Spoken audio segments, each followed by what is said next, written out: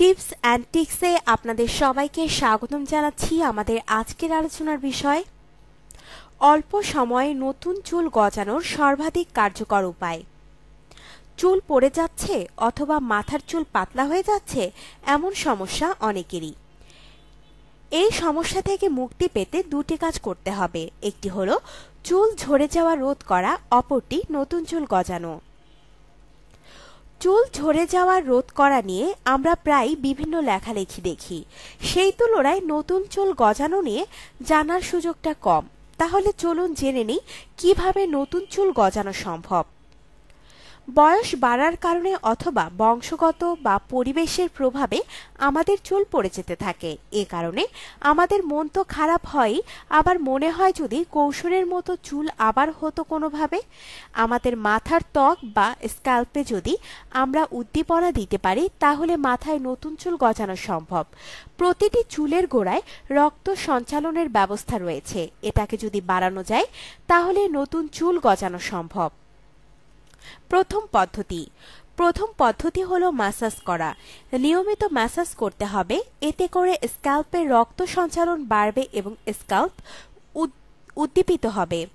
1 table চামচ vitamin E নিয়ে মাথায় ম্যাসাজ করতে থাকুন। ভিটামিন ই চুলের জন্য প্রয়োজনীয় নিউট্রিশনের যোগান দেয়।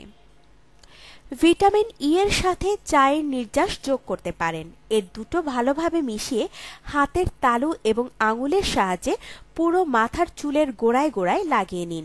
5 থেকে 6 মিনিট ম্যাসাজ করুন, তারপর মোটা দাঁতের চিরুনি দিয়ে আঁচড়ে নিন। চুলগুলোকে ছোট ছোট ভাগে ভাগ করে সম্পূর্ণ চুল আঁচড়ে নিন। কিছুক্ষণ পর সাধারণভাবে শ্যাম্পু এবং কন্ডিশনার ব্যবহার করুন। চুল গজানোর জন্য দিনে 3 বার ম্যাসাজ করতে হবে এই নিয়মে, কিন্তু বারবার শ্যাম্পু ব্যবহার করবেন না, এতে চুলের ক্ষতি হবে। দ্বিতীয় পদ্ধতি, চুলের গোড়ায় হেয়ার ফলিকল থাকে।